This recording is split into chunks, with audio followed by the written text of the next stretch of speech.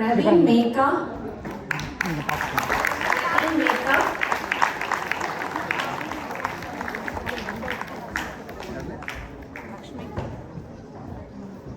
பிரவீன் மேகா அவர்களை அன்புடன் மடக்கழிக்கிறோம்.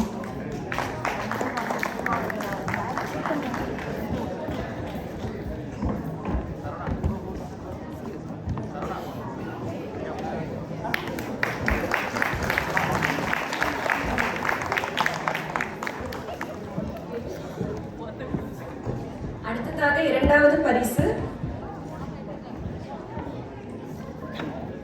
நித்யா. நித்யா அவர்கள் எங்கிருந்தாலும் நீங்க வரவும்.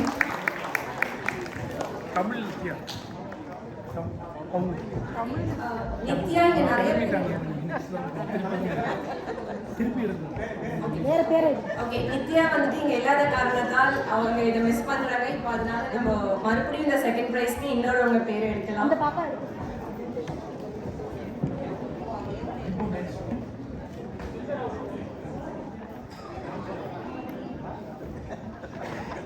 Mahesh Sethuraman.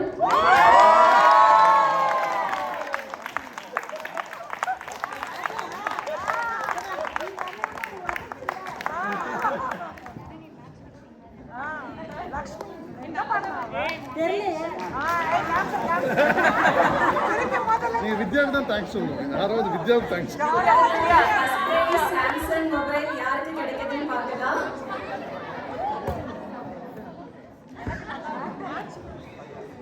Yes, their name starts with yes. No, and she's a woman as well. Suganya Kanipal. Sujita.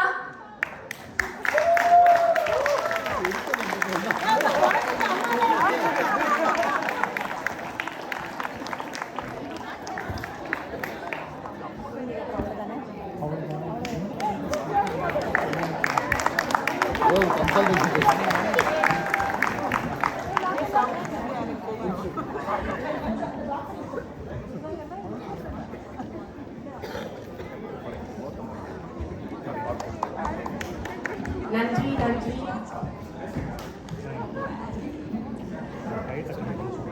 MK builders வரல, அவங்களே one of the title sponsor.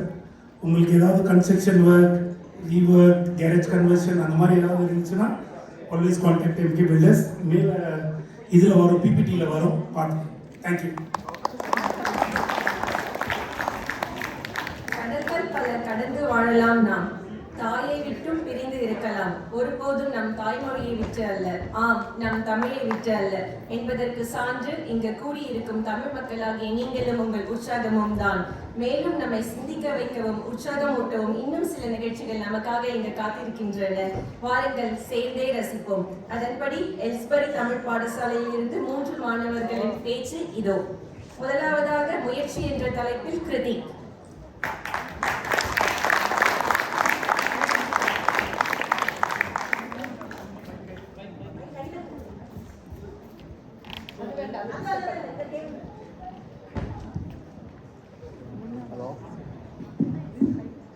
அனைவருக்கும் வணக்கம். என் பெயர் கிருத்திக் சாரதி. நான் எல்ஸ்பரி தமிழ் பாடசாலையில் படிக்கிறேன். நான் இப்போ பேச போகும் தலைப்பு முயற்சி. முயற்சி மிகவும் முக்கியம். அதை செய்தால் நாம் வாழ்க்கையில் எந்த உயரத்துக்கும் போகலாம். இதை உணர்த்த ஒரு திருக்குறளும் அதற்கு ஒரு கதையும் நான் சொல்லப் போகிறேன். தெய்வத்தான் ஆகாத எனினும் முயற்சிதான் மெய்வருத்த கூலி தரும். இந்த திருக்குறளின் அர்த்தம், தெய்வமே உங்களை கைவிட்டாலும் உங்கள் முயற்சி உங்களை கைவிடாது. இப்போ நான் ஒரு கதை சொல்ல போகிறேன். ஒரு 8 வயது சிறுவன் இருந்தான். அவன் பள்ளியில் ஒரு தீ விபத்து நடந்தது. இதில் அவன் 2 கால்களும் கருகியது. இதனால் அவனை பார்த்த மருத்துவர்கள் எல்லாரும் இவனால் இனிமேல் நடக்கவே முடியாது என்று கூறினார்கள். அவன் நிறைய நாளா சோகமா இருந்தான். ஆனா ஒரு நாள் அவன் தன்னுக்கு தானே என்ன யோசித்தானா, நான் ஏன் நடக்கக்கூடாது, வாழ்க்கை முழுக்க எப்படியா இருப்பேன் என்று யோசித்து அவன் பக்கத்தில் இருக்கும் வேலியை பிடித்து எந்திரித்து நின்றான். அவன் கால்கள் மிகவும் வலித்தது. ஆனால் அவன் நாள் மேல் நாள் பயிற்சி செய்து முதல் நடந்தான். அதுக்கு பிறகு ஓடினான். அதுக்கு பிறகு 1936 ஒலிம்பிக் விளையாட்டுகள் ஓட்டை பந்தயத்தில் அவர் வெள்ளி பதக்கம். அதே ஆண்டு உலக 800 மீட்டர் ஸ்பிரிண்டில் உலக சாதனையை படைத்தான். அந்த ஆளின் பெயர் கிளென் கனிங்கம், அமெரிக்க. இந்த கதை உங்களுக்கு என்ன சொல்லுதுன்னா, நீங்கள் முயற்சி செய்தால் என்ன வேணாலும் செய்யலாம். முயற்சி செய்யுங்க, வாழ்க்கையில் வெற்றி பெறுங்க. நன்றி, வணக்கம்.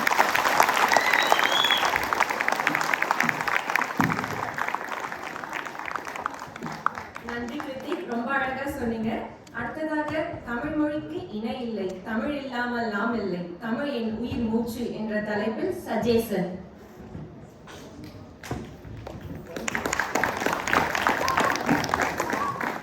உயிருக்கும் மேலான என் தமிழ் தாய்க்கு முதற்கண் வணக்கத்தை கூறிக்கொண்டு சபையில் வீட்டிற்கும் சிறப்பு விருந்தினர் அவர்களுக்கும் என் சக மாணவர்களுக்கும் பெற்றோருக்கும் வணக்கம். நான் உங்கள் முன்னிலையில் பேச எடுத்துக்கொண்ட விடயம் தமிழ் என்ற உயிர் மூச்சு. தமிழுக்கு அமுதென்று பேர். அந்த தமிழ் இன்பத் தமிழ் எங்கள் உயிருக்கு நேர் என பாவேந்தர் பாரதிதாசன் தமிழை உயிர் மூச்சின்னு வரைக்கினார். உயிர் இல்லாமல் உடல் எவ்வாறு வாழ முடியாதோ அதை போல தமிழ் இல்லை என்றால் நாம் இல்லை. அதனால் தான் எங்கள் உயிருக்கு நேர் என்ன கூற விரும்புகிறேன். என் உயிரை இருக்கும் தமிழ் மொழி பழமையான மொழி, பண்பாட்டு மொழி. நாம் தமிழ் மொழி தினமும் இனியத்தின் தமிழ் மொழியாகும். தமிழ் என்றால் எளிமை, தமிழ் என்றால் அழகு, தமிழ் என்றால் அமிர்தம். இனிமையான எளிமையான மொழியாக தமிழ் மொழி இருக்கிறது. தமிழ் மொழி நம் பண்பாட்டின் வெளி. மொழி இல்லாத வாழ்க்கை ஒளி இல்லாத வாழ்க்கை போன்றது. தமிழ் மொழி பண்பாட்டை மட்டுமில்லை, நம் சமயத்தில் சுமந்து உயிர்ப்பித்து நீக்கும் உணர்வு தமிழ் மொழி. தமிழ் என்றும் சொல்லின் பொருள் இழிமை எளிமை நேர்மை என்பதாகும். கல் தோன்றி மண் தோன்ற காலத்தை முன் தோன்ற முதற்குடி என்ற பொன்மொழிக்கு ஏற்ப உலக அளவில் பழமை வாய்ந்த மொழிகளில் தமிழ் மொழி ஒன்றாகும். என் அம்மா எனக்கு திருமணம் கூறும் வாசனம், நீ எதை செய்ய மறந்தாலும் தமிழ் பேசுவதை மறந்து விடாதே. ஏனென்றால் என் கருத்திலே கலந்துவிட்டது தமிழ் மொழி, அதோடு இனிமையான மொழி என்பதை மறந்து விடாதே. எனவே தமிழ் எந்த உயிர் மூச்சு என கூறி தமிழ் மொழியை போற்றி உங்களிடம் என்று விடைபெறுகிறேன். நன்றி.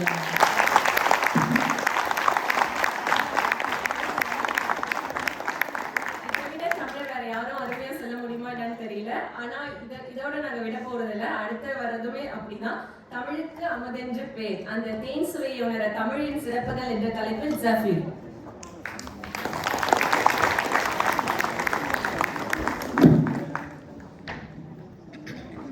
ஆன்மீக பேச்சாளர் அனைவரையும் சிந்திக்க வைத்திருக்கும் ஐயா சுகீசிவம் அவர்களே, நகைச்சுவை பேச்சாளர் அனைவரையும் நகரில்லாமல் வைத்திருக்கும் ஐயா மோகன் அவர்களே, சிந்திக்க தூண்டுற பேச்சாளர் அரங்கத்தையே அதை வைக்கும் அம்மா பர்வீன் சுல்தான் அவர்களே, எல்லாருக்கும் என்னுடைய அன்பான வணக்கத்தை கொடுக்கிறேன். என் பேர் ஜஃபீர். நான் ஐஸ்வரி தமிழ் பாடசாலையில் 7வது வகுப்பில் படிக்கிறேன். நான் இப்பொழுது தமிழ் மொழியுடைய சிறப்புகளை பற்றி பேச போறேன். தமிழ் என்றாலே சிறப்பு, ஆனா முக்கியமான சிறப்புகளை பற்றி பேச போறேன். மகாகவி பாரதியார் பாப்பா பாட்டு எழுதினாரு மற்றும் 15 மொழிகள் தெரியும்னு நம்ம எல்லாருக்குமே தெரியும். ஆனா இந்த மொழிகளிலேயே தமிழ் மொழிதான் அவருக்கு மிகவும் பிடித்தது. அவர் சொல்லியிருக்கிறார், யாமறிந்த மொழிகளிலே தமிழ் மொழி போல் இனிதாவது எங்கும் காணும். இதோடைய அர்த்தம் என்னன்னா, அவருக்கு தெரிஞ்ச இந்த 15 மொழி, யூரோப்பில் யுக்ரைனியன், இந்தியாவில் கன்னடான இந்த 15 மொழிகளிலேயே தமிழ் மொழி தான் அவருக்கு ரொம்ப பிடித்தது. தமிழ் மொழி அவளுக்கு இனிப்பு மற்ற எந்த மொழியிலேயுமே இல்லை. அதுக்கு மேல பாரதியாருடைய அபிமானி பாரதிதாசன் சொல்லியிருக்கிறார், தமிழுக்கு அமுதென்று பேர், இந்த தமிழ் இன்பத் தமிழ் எங்க உயிருக்கு நேர். இதோடைய அர்த்தம் என்னன்னா, தமிழுக்கு அமுதென்று பேர், இந்த ரொம்ப இனிப்பான தமிழ் எங்க உயிருக்கு நேரே சொல்லியிருக்கிறார். அவர் தமிழ் இல்லாம வாழவே முடியாதுன்னு மாதிரி சொல்லியிருக்கிறார். இந்தியாவில் மொத்தம் 121 போல மொழிகள் இருக்கின்றன. இதுலேயே 22 தான் பேச்சு மொழிகள். ஆனா இந்தியாவிலேயே முதல் செம்மொழின்னு பேர் கிடைச்ச மொழியுடைய பெருமை நம்ம தமிழ் மொழிக்கு தான் இருக்கின்றன. பாரதிதாசன் சொல்லியிருக்கிறார், பார்த்தே வாளோடு முன் தோன்றிய மூத்த குடி தமிழ் குடி. இதோடைய அர்த்தம் என்னன்னா, கல்லோ மண்ணோ மட்டும் இருக்கிற காலத்துல வாளோட வீரமாக வியாபாரம் எல்லாம் செஞ்ச முதல் கொடி நம்ம தமிழ் கொடி தான். இந்த தமிழ் மொழி என்னுடைய தாய்மொழியா இருக்கிறதுக்கு நான் ரொம்ப பெருமைப்படுறேன். இந்த பேச்சு முடிக்கிறதுக்கு முன்னாடி நான் கொஞ்சம் சில நன்றிகளை சொல்லணும். முதல் நன்றி எங்களுடைய பெற்றோர்களுக்கு. கரெக்டாக 5 மணி வந்தோடனே தமிழ் பள்ளிக்கு கூட்டிட்டு வந்துச்சு, வீட்டு பாடத்துலேயும் உதவி செஞ்சுச்சு. இந்த பேச்செல்லாம் எழுதி கொடுத்தது அவங்க தான். அதுக்கப்புறம் எங்களுடைய தமிழ் ஆசிரியர்களுக்கு ஞாயிற்றுக்கிழமை வந்துச்சுன்னா என்ன நினைப்பாங்க, நல்லா மதியம் சாப்பிட்டு மதியத்துக்கு தூங்கணும் தானே. ஆனால் அதெல்லாம் விட்டுட்டு எங்களுக்கு 1 மணி நேரம் தமிழ் பள்ளியில் தமிழ் சொல்லி கொடுத்துட்டு வீட்டு பாடத்தில் அனுப்புவாங்க. ஆனால் எங்களுடைய தமிழ் பள்ளி இருக்கிற காரணமே எங்களுடைய முதல்வர் ஐயா கருணாமூர்த்தி அவர்களால் தான். 10 வருஷத்துக்கு போல எங்களுடைய பள்ளியை ஓடி நிறைய பேருக்கு என்ன மாதிரியே தமிழ் பேசுகிற காரணமே அவர் தான். எங்களுடைய பள்ளியை இங்கே பேச விட்டதுக்கு மில்டன் கீன்ஸ் முத்தமிழ் மன்றத்துக்கு மிகவும் நன்றி. மற்றும் எங்கள் பேச்சு கேட்டிருக்கவங்க எல்லாருக்குமே நன்றி. வணக்கம்.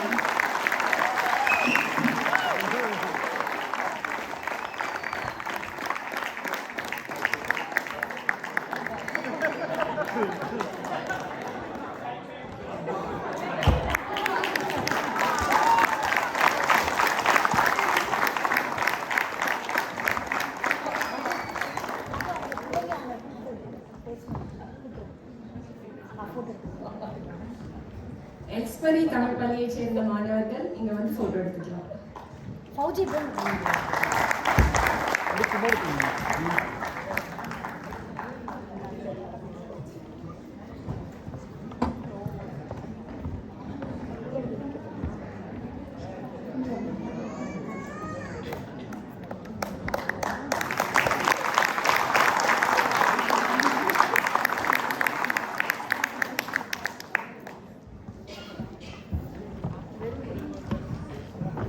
இவ்வளவு ஒரு அருமையான பேச்சு கொடுத்த எக்ஸ்பரி பாடசாலைக்கு மறுபடியும் ஒரு பலத்த கைது கொடுத்துருவாங்க.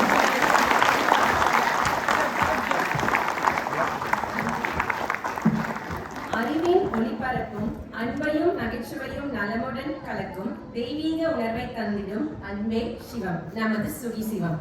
தன் சொற்களில் செந்தமிழ் சுவையோடு நம் எண்ணங்களை உயர்த்தவும் மனதுக்கு உற்சாகம் அளிக்கவும் வருகை தந்திருக்கும் சொல்வேந்தர் திரு சுகிசிவம் ஐயா அவர்களை மிகுந்த அன்புடனும் மரியாதையுடனும் மேடைக்கு அழைக்கிறோம்.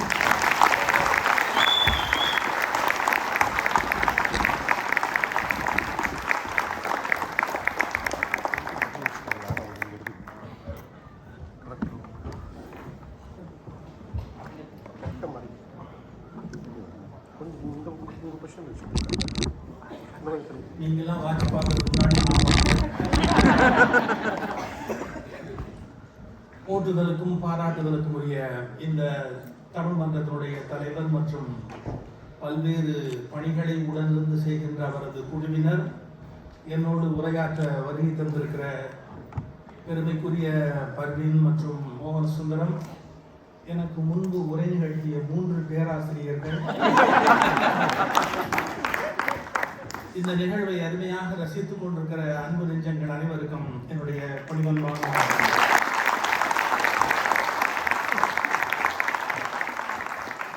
நீங்க என்ன வேணா நினைச்சுக்கோங்க, உங்க மேல எனக்கு பயங்கர ஆத்திரம், ரொம்ப கோபம்.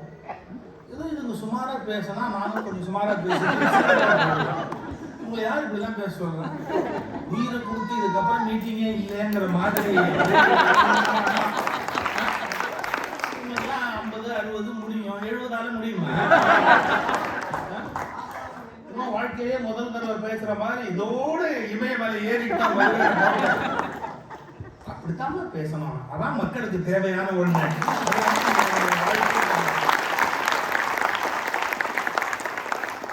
சில உடல் சிரமங்கள் அதெல்லாம் கவலைப்படாம அந்த மூச்சு வாங்கினா கூட தமிழின் மூச்சு என்று அவர் பேசினார். அவர்களுக்கெல்லாம் என்னுடைய மனமார்ந்த வாழ்த்துக்கள், பாராட்டுக்கள். இந்த மனித வாழ்க்கை, தமிழ் இதெல்லாம் பற்றி நினைப்பதற்கு இது ஒரு நல்ல சந்தர்ப்பம். நம்முடைய மொழியினுடைய பெருமையை 2 குழந்தைகள் மிகச் சிறப்பாக சொன்னார்கள். இந்த மொழி சில பேர் வந்து தன்னுடைய மொழி தாய்மொழி அப்படிங்கிறதுக்காக ஒரு வெறி மாதிரி பாராட்டுறாங்களோ அப்படின்னு பல பேர் உலகத்துல நினைக்கிறாங்க.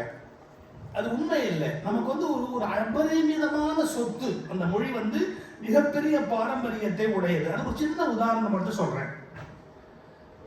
பேசுகிறோம் அப்படின்னு நாங்க சொல்றோம் இல்லையா, இதை பேச்சுன்னு சொல்லலாம், சொற்பொழிவு அப்படின்னு சொல்லலாம், உரை வீச்சு அப்படின்னு சொல்லலாம். கூறினார்கள், ஒருவரோட பேசினா கூறினார்கள், பேசினார்கள், சொன்னார்கள், மிழற்றினார்கள். மிழற்றுதல் ஒரு சொல் இருக்கு.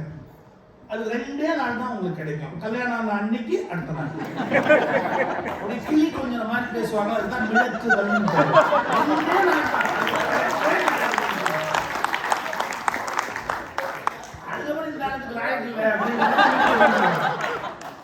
விடச்சுதல், கிளி மாதிரி கொஞ்சம் பேசுறது.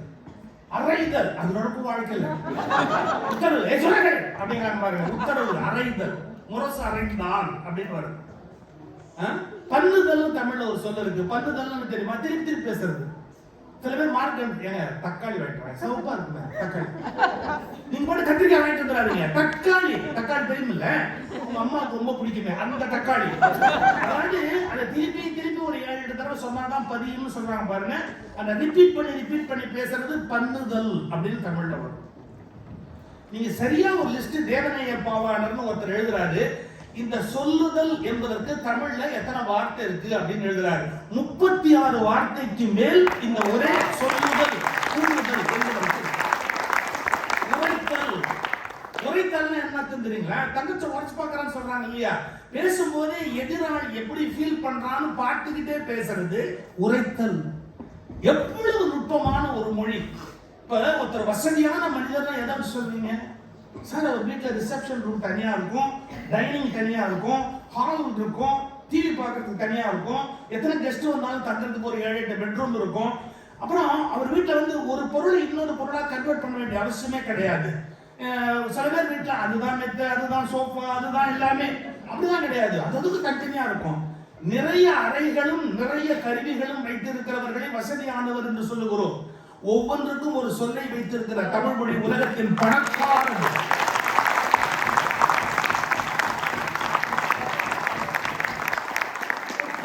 ஒரு கார் எடுத்தா ஒரு 15 கார் வீட்டு வாசல் நின்றுதுன்னா பணக்கார். ஒரு 15 கார் சாட்டா நிக்குது சார், 20 கார் நிக்குதுன்னா அது மாதிரி ஒவ்வொரு விஷயத்திற்கும் மிக அருமையான சொற்களையும் துறைகளையும் தன் கையில் வைத்திருக்கிற richest language in the world Tamil. இவ்வளவு சொல் வளம் உலகத்தில் நீங்க பார்க்க முடியாது. ஒரு பூ அப்படின்னு எடுத்தா இந்த பூவுக்கு மொட்டு, முகை, முகில் எத்தனை பேர் இருக்கு தெரியுமா? இலைக்கு எடுத்தா இலைக்கு ஒரு 8 பேர் இருக்கு. அந்த ஒவ்வொரு ஸ்டேஜ் இருக்குல்ல, சருகுன்னா வேற, அது கருகிய நிலை, அதுவே துளிர்னா வேற. அப்படி ஒவ்வொன்றுக்கும் அந்த ஸ்டேஜை விளக்குகிற மாதிரி சொற்கள். நான் ஆங்கிலத்தை குறை சொல்லல, ஒரு லெவலுக்கு மேல போனா 2 ஒட்டு போட்டு தான் சொல்லணும். கசின் பிரதர் அப்படின்னு போட்டாங்க. நீங்க அண்ணன் தம்பி அது இது எல்லாரும் பிரதர்னு போகணும். நீங்க இங்க அப்படி கிடையாது. அண்ணன் தம்பி ஒரே சொல், ஒவ்வொன்றுக்கும் தனித்தனியா இருக்கு. இதுதான் எவ்வளவு அவசியம். நாத்தனார்னு ஒரு வரவு இருக்கு, பிடிக்காது. அதுக்கு என்ன அழகான சொல் தெரியுங்களா? ஏன் நாத்தனார்னு பேரு? நாற்று அண்ணா. விவசாயத்துக்கு நாற்று என்ன தெரியுங்களா? ஒரு நிலத்துல விதைய போடுவான், நாற்று வரும், அதை எடுத்துட்டு பிடுங்கி கொண்டு போய் வேற இடத்துல நடுவாங்க. இந்த வீட்டில் வாழ போகிறவள் அல்ல, நாற்று போல் இந்த வீட்டில் இருக்கிறவள் நாற்று அண்ணார், நாத்தனார் அப்படின்னு ஒரு சொல்லுவாங்க. அதனால என்ன நாத்தனார் வேற வீட்டுக்கு போனவே ஒழிய இதே வீட்டிலே இருந்து கழுத்து அறுக்கப்படாது.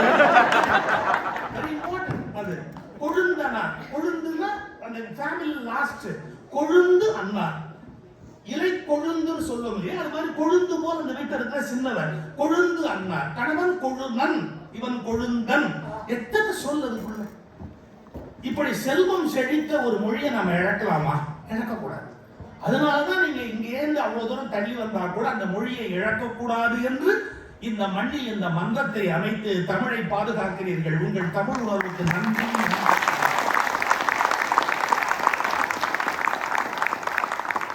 வாழ்க்கையை பற்றி சிந்திப்பதற்கு இந்த மொழியினோடு நாம் சில கருத்துக்களை பகிர்ந்து கொள்வதற்கு இந்த மேடையை 2 பேரும் ரொம்ப அழகா பயன்படுத்தினார். ஒரு அருமையான சிந்தனை சகோதரி விதைத்தார். அதுல மகிழ்ச்சியா இருக்கிற ரகசியங்களை நம்முடைய தம்பி மோகன் விவரித்தார். இப்போ வாழ்க்கைன்னு சொன்னா எப்பவுமே இன்பமா இருக்குமா? சினிமாவில் வேணா காட்டலாம், எப்பவுமே சந்தோஷமா இருக்கும், அதுக்கு சான்ஸே கிடையாது. எப்படி டிவியில விளம்பரம் வராம இருக்காதோ அதே மாதிரி வாழ்க்கையில துன்பம் வராம இருக்கவே இருக்காது. 2 ஒன்னோட ஒண்ணுதான் இணைஞ்சுதான் இருக்கும். ஆனா ஒரே ஒரு விஷயம் நம்ம புரிஞ்சுக்கணும், துன்பம் இல்லாமல் இருப்பதற்கு வழி இல்லை, துன்பத்தை துன்பதென்று எண்ணாமல் இருப்பதற்கு வழி இருக்கிறது. எப்படி சார் முடியும் அப்படின்னா, நான் அதுக்கு உதாரணம் சொல்றது உண்டு. யூடியூப் பார்த்தவங்க தெரியும், அது முன்னாடியே போயிருக்கு, இருந்தாலும் சொல்றேன். எமர்ஜென்சி இந்தியாவில் டிக்ளேர் பண்ணும்போது எம்ஆர் ராதாவை அரெஸ்ட் பண்ணி உள்ள வச்சிருக்காங்க. மிட்நைட் 12 o'clock எமர்ஜென்சி அனௌன்ஸ் பண்ணாங்க. அப்போ அந்த பார்ட்டியில இருந்த ஸ்பீக்கர்ஸ் இவங்களெல்லாம் அரெஸ்ட் பண்ணி கொண்டாந்து ஐஜி ஆஃபீஸ் பீச் ரோட்ல இருக்கு, அந்த ஐஜி ஆஃபீஸ் கொண்டாந்து வச்சிருக்காங்க. அதில் ஐஜி பழைய ஐஜி படமெல்லாம் இருக்கு, வரிசையா மாட்டியிருக்காங்க. மாற்றமெல்லாம் அவஸ்தையில் இருக்கும். ஏன்னா எமர்ஜென்சியில் அரெஸ்ட் பண்ணா பெயில் மூவ் பண்ண முடியாது, எப்போ வெளியே விடுவாங்கன்னு தெரியாது. இஷ்யூ ஃப்ரேம் பண்ற போது சார்ஜ் எல்லாம் ஒன்றும் சொல்ல வேண்டியது இல்லை, ஈஸ் அண்டர் அரெஸ்ட்னா முடிஞ்சு போச்சு. அதுக்கு மேலே உடனே வந்து கவர்மெண்ட் எந்த ரீசனும் கொடுக்க வேண்டிய அவசியமே கிடையாது. அப்படி பவர்ஃபுல் அந்த எமர்ஜென்சி பீரியடு. எல்லாம் பம்பிக்கிட்டு பதறிக்கிட்டு அப்படியே உட்காந்துருக்காங்க எல்லாரும். இந்த கயனி தண்ணியில் விழுந்த எலி மாதிரிம்பா இன்னும் அப்படியே பயந்துட்டு அப்படியே உட்காந்துருக்குறேன். இந்த சூழ்நிலையில எம்ஆர் ராதா ஒவ்வொரு ஐஜியாக யாராது சார், இவர் வந்து இந்த வருஷத்துல இந்த வருஷம் வரைக்கும் ஐஜியா இருந்தார். இவர் இருந்தார். திருவள்ளூர் படம் வந்துச்சு நடுவில், எம்ஆர் ராதாவோட பஞ்ச் பாரு, ரொம்ப வருஷமா ஐஜியா இருக்கு.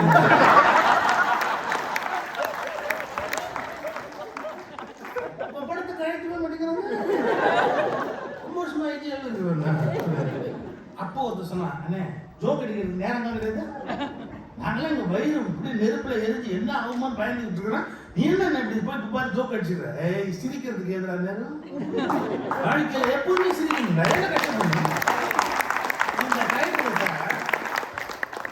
அப்படி மனைவி சொல்லக்கூடாது, மனைவி எரியும் ஒரு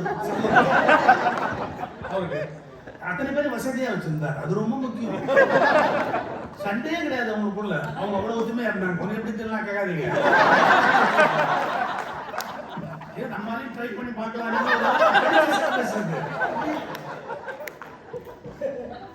அவரு ஒரு அம்மா வராங்க, வந்துட்டு பதறாங்க, மாமா உன்னை உள்ள வச்சிருக்காங்க மாமா, எப்படியாவது வெளியே கூட்டு போறதுக்கு சொன்னாங்க, நான் அந்த போலீஸ் ஐயாட்ட போய் கேட்டேன் உன்னை எப்படியாவது வெளியே கூட்டியாருன்னு. அவர் சொன்னாரு, இந்த மாதிரிலாம் எழுதி கொடுத்துட்டு விட்டா கூட விட்டுருவாங்கம்மா, எழுதி கொடுக்க சொல்லுங்க அப்படின்னு. என்ன எழுதி கொடுக்க சொல்லுங்க? நான் இனிமேல் தவறு பண்ண மாட்டேன் அப்படிலாம் எழுதி கொடுத்தா விட்டுருவாங்களாம்மா போலீஸ்ல, எழுதி கொடுவாங்க. நான் என்ன தப்பு பண்ணேன்? நான் வீட்டுல படுத்திருந்தேன், அதான் ஒரே தப்பு. இனிமேல் வீட்டில் படுக்க மாட்டேன் என்ன எழுதி கொடுக்குமா? உனக்கு சம்மதமா? இனிமேல் வீட்டில் படுக்க மாட்டேன்னு எழுதி கொடுக்கணுமா அப்படி சார்? அப்பவும் கூட அந்த மனுஷன் இன்னி கூட வருத்தப்படலை, ஜோக் அடிச்சு சிரிச்சுக்கிட்டு ரசிச்சுக்கிட்டு இருந்தார். என்ன அர்த்தம்? நான் சிரிப்பதற்கான சந்தர்ப்பங்களில் சிரிப்பேன் என்று சொன்னால் நீ சராசரி மனிதன், எந்த நேரத்திலும் என்னால் சிரிக்க முடியும் என்று சொன்னால் மட்டுமே நீ மா மனிதன் என்பதை வாழ்க்கையில் கற்றுக் கொடுக்கிறேன். ஒரு ஃப்ரேஸ் இங்கிலீஷ் நீங்க கண்டிப்பா படிச்சிருப்பீங்க, problems are mandatory. Problems are mandatory, but suffering is optional. If you want to suffer, you can suffer. No, I will not suffer. நீங்க டிசைட் பண்ணிட்டீங்கன்னா எந்த ப்ராப்ளமும் உங்களுக்கு ஒன்றும் பண்ண முடியாது. எனக்கு ப்ராப்ளமே இல்லாத ஒரு வாழ்க்கையை கொடு அப்படின்னா கடவுளாலே முடியாது. ஏன்? அவருக்கே ப்ராப்ளம், அவர் படுற அவசர உலகத்தில் எவருமே பட முடியாது. அதான் என்னுடைய மனசே மந்திரசாவில் எழுதியிருப்பேன், அர்ச்சனையால் கோயிலில் சாமிக்கு பெருமை என்றால் பிரச்சனையால் மனிதனுக்கு ஆசாமிக்கு பெருமை. கோயில் அர்ச்சனையினால அவருக்கு பெருமைனா பிரச்சனையினால தான் நமக்கு பெருமை. எவ்வளவுக்குள்ள பிரச்சனை வருதோ வரட்டும் பரவாயில்ல, அந்த ஒரு முடிவோட லைஃபை சந்திக்கிறதுக்கு தயாரா இருக்கணும். எது நடந்தாலும் நான் பாதிக்கப்படாதபடி என்னை எப்படி வைத்துக் கொள்வது என்கிற கலையை கற்றுக்கொள்வதுதான் உண்மையிலேயே தி ஆர்ட் ஆஃப் லிவிங். அதான் the exact art of living அப்படிங்கிறது. எதுனாலையும் நான் பாதிக்கப்படாம இதை எப்படி வச்சுக்க முடியும்? இஸ் இட் நாட் செல்ஃபிஷ்னஸ் அப்படின்னு கேட்பான். அது சுய நலம், சுய வளம். நான் எல்லாத்துக்கும் மத்தியிலே நான் பாதுகாப்பா இருக்கிறேன் அப்படிங்கிறது என்னுடைய தனித்த ஆற்றல்.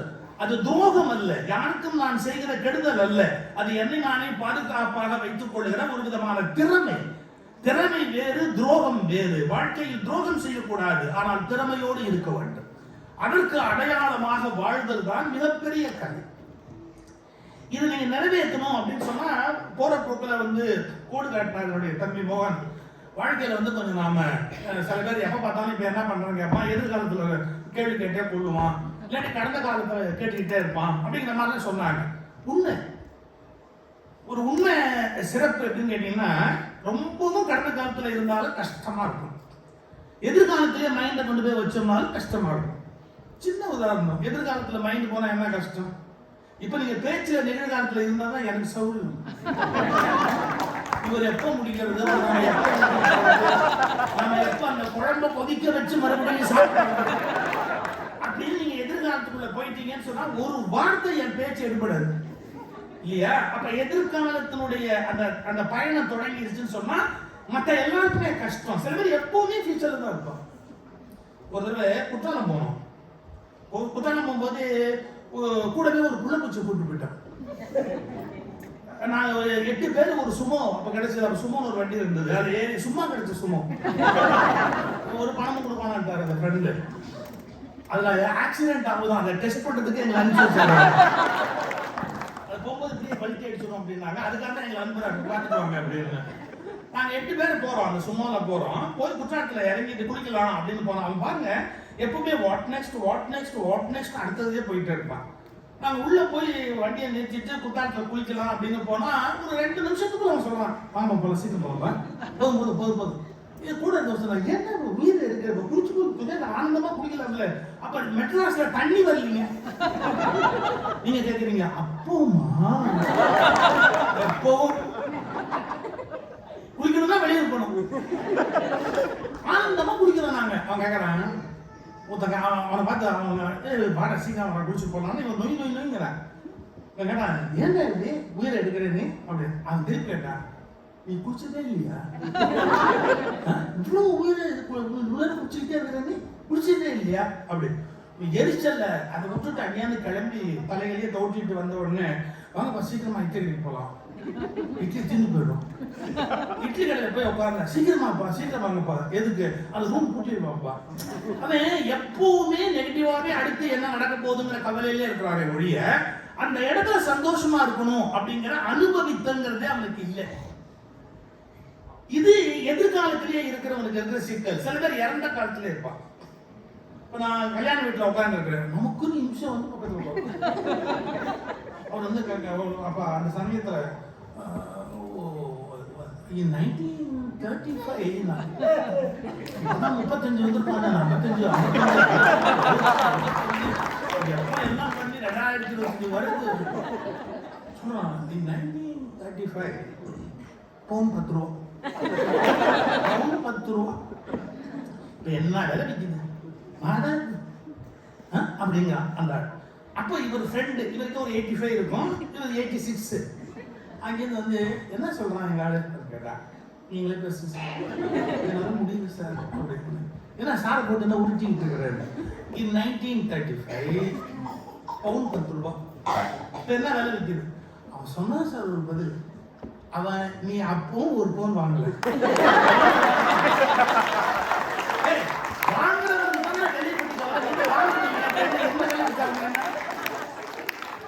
வாங்கினதே இல்லை, என்ன விலை வித்தா அதாவது சில பேர் பழச ரொம்ப குளோரிஃபை பண்ணி பேசிக்கிட்டே இருக்கிறது. அப்பெல்லாம் பச்சரிசி ரொம்ப பிரமாதமா இருந்தது, அப்பெல்லாம் மேடு நாட்டில் ரொம்ப செழிப்பு இருந்தது, சமகாலம் பொற்காலம். இப்ப என்ன இரும்பு காலமா? அதாவது பழசுனாலே அது ஏதோ ரொம்ப சிறப்பா இருந்திருக்கணும், நிகழ்காலமோ எதிர்காலமோ நல்லா இல்லை, அது ஒரு மனநோய்ங்க. எல்லா காலமும் பொற்காலம் தான். நீ அதை ரசவாதம் செய்கிற சித்தனாக இருந்தால், உன்னை பொன்னாக்கணும் அப்படின்னா இரும்பை பொன்னாக்க சித்தனுக்கு தெரிவது முக்கியம் அல்ல, இரும்பு காலத்தையும் பொன்காலமாக ஆக்க தெரிகிற சித்தம் மனதளவில் இருந்தால் நீ வெற்றி பெற முடியும். நீ ஞானியா இருக்கணும், எந்த நேரத்தில் எப்படி மகிழ்ச்சியா இருக்க முடியுமோ அப்படி மகிழ்ச்சியா இருக்கணும் அப்படிங்கிற வித்தையை கத்துக்கணும். அதுக்கு ரொம்ப முக்கியம் என்னன்னா நிகழ்காலத்தில் மனதை வைத்தல். ரொம்ப நிகழ்காலத்துல இருந்தோம்னா தான் நம்ம மகிழ்ச்சியா இருக்க முடியும். இதை நான் எங்க அப்பாட்டையும் எங்க அம்மாட்டையும் கற்றுக்கிட்டேன். எங்க அப்பா எப்பவுமே எதிர்காலத்தில் இருப்பார், எங்க அம்மா எப்பவுமே நிகழ்காலத்தில் இருப்பாங்க. கல்யாணத்துக்கு போனாலும் அது ஒரு பெரிய காமெடி. எங்க அம்மாவும் எங்க அப்பாவும் புறப்படுறது, கல்யாணம் பண்ணதே காமெடி. எங்க கல்யாணத்துக்கு புறப்படுவாங்க பாருங்க, எங்க அப்பா சொல்றாரு ஏய், அதான் எங்க அப்பா கூப்பிடுற பழக்கம். அதெல்லாம் பழைய காலத்துல ஒரு தப்பான பழக்கம் தான் இருந்தது. தைரியம் கூப்பிட்டாங்க. எனக்கு கூட எங்க அப்பாவுடைய அந்த குரல் கேட்டதால அந்த சமயத்துல எப்பாவது வரும், ஏன்னு கூப்பிடலாமா நினைப்பேன். கூப்பிட்டு அப்புறம் இந்த கரிமாமணி எல்லாம் வேஸ்ட். அதனால ஏன்னு கூப்பிட மாட்டேன். என்னம்மா நீ என்ன சொல்ற, என்னம்மா நீ என்ன சொல்ற, நாங்கெல்லாம் வச்சுருக்கேன்.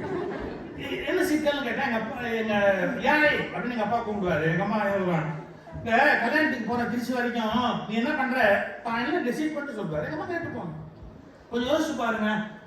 எங்க அப்பாவுடைய இயல்பு, ஒரு கல்யாணத்துக்கு போறாருன்னா சீக்கிரம் கிளம்பு, சீக்கிரம் கிளம்பு, பஸ் எல்லாம் கூட்டமா போயிடும், பஸ் எல்லாம் கூட்டமா போயிடும் அப்படின்பாரு.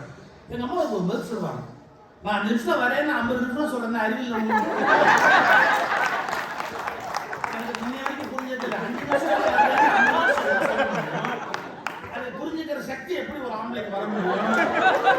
5 நிமிஷம் வரேன்னு 50 நிமிஷம் சொல்லிட்டு மண்டையில ஏற மாட்டேங்கிறேன். இது 2 காமெடி பரப்படும். இல்ல கல்யாணத்துக்கு மண்டபத்துக்குள்ள போன உடனே எங்க அப்பா என்ன கேப்பா தெரியுமா, போனோமா வந்தோமா, இந்த வாசல் வழியா போனோம், அந்த கிஃப்ட் பண்ணோம், அந்த வாசல் வழியா அப்படியே வெளியே வந்துடணும். எங்க அம்மா கேப்பா இதுக்கு எதுக்கு போறது? இப்ப எங்க அம்மா ஒரு கல்யாணத்துக்கு போனா ஒரு 5 கல்யாணத்தையாவது முடிச்சுட்டு முடிச்சுட்டோம்னா இன் ஆல் சென்ஸ் முடிச்சுட்டு வரணும். இது என்ன சிக்கல்கள்? எங்க அப்பா போனோமா வந்து அப்படியே போயிட்டு அப்படியே வரணும். நான் கவனிச்சுக்கிட்டே இருப்பேன். ஃபியூச்சருக்கு என்ன பண்றது, டெபாசிட் என்ன பண்றது, இந்த வீடு காலி பண்ண சொன்னா என்ன பண்றது. அப்பா எப்பவுமே ஃபியூச்சரை பத்தி யோசிச்சுட்டு இருப்பாங்க. எங்க அம்மா அந்த பிரசன்ட்லயே இருப்பாங்க. எங்க அம்மா மகிழ்ச்சியா இருப்பாங்க. எங்க அப்பா ஒரீடாவே இருப்பார். அப்பதான் நான் கண்டுபிடிச்சேன், வாழ்க்கையில் ஜெயிப்பதற்கும் திட்டமிடுவதற்கும் எதிர்காலத்தை பற்றிய திட்டமிடுதலும் சிரமமும் இருக்க வேண்டும். ஆனால் வாழ்தல் என்பது நிகழ்காலத்தில் மட்டும்தான் நடக்க முடியும்.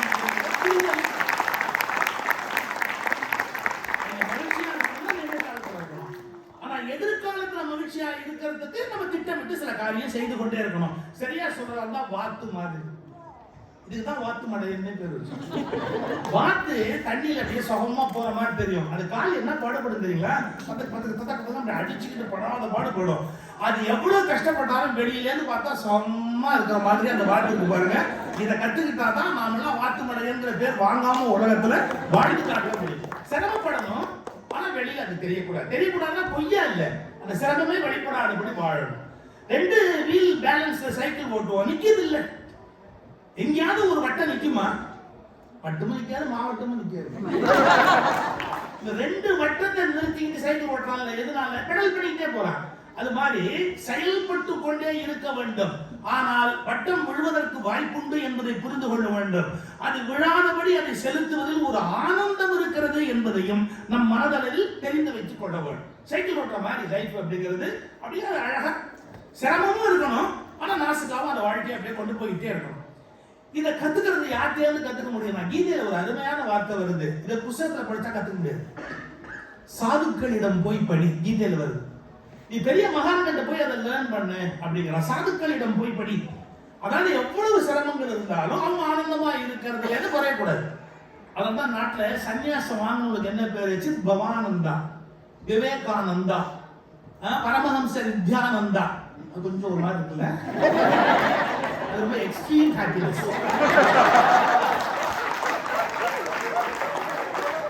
அவர் பேர் சொல்லிட்டா நம்ம வாழ்க்கை எவ்வளவு சந்தோஷம்.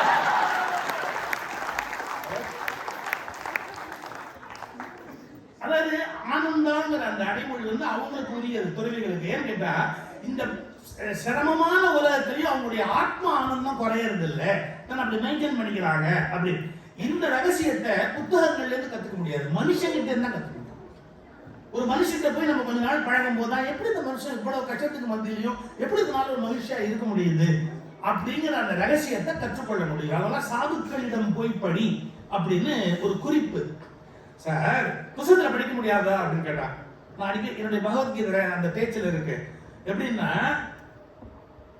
ஒருத்தன் ஸ்விம்மிங் நான் வந்து கரஸ்பாண்டன்ஸ் கோர்ஸ்ல படிச்சிருந்தேன். ஸ்விம்மிங் கரஸ்பாண்டன்ஸ் கோர்ஸ்ல படிச்சவனை நம்பி தண்ணிக்குள்ள போட முடியுமா? அவன் MA டிகிரி வேணாலும் வாங்கியிருக்கான், தண்ணி எதுக்கு பார்த்தது இல்லைன்னா. நீங்க எப்படி நீச்சலை கரஸ்பாண்டன்ஸ் கோர்ஸ்ல படிக்க முடியாதோ அது மாதிரி ஞானத்தை புத்தகங்கள் மூலமாக மட்டும் கற்றுவிட முடியாது.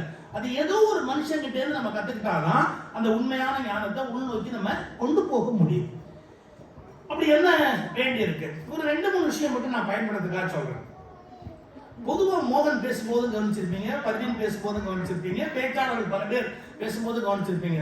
இந்த புருஷ பொண்டாட்டி தகராறு பேசினா எந்த கூட்டத்திலையும் கிளாப்ஸ் இருக்கும், சிரிப்பு இருக்கும், லாஃப்டர் இருக்கும். ஏன் அது? உங்களுக்குள்ள தகராறு இல்லாத தம்பதியே கிடையாது. அதாவது அப்படி சட்டை போட்டிருப்பாங்க, 60 கல்யாணம் பண்ணிக்குவாங்க. பிள்ளைங்களாம் சொல்லுது, சும்மா இருமா, எதுக்குமா போய் அப்பாட்ட போய் வாயை கொடுக்குறேன், அவன் தாயை கொடுத்துட்டு நான் நிறைய கஷ்டப்படுறேன், வாயை கொடுக்குறாங்க அப்படின்பா.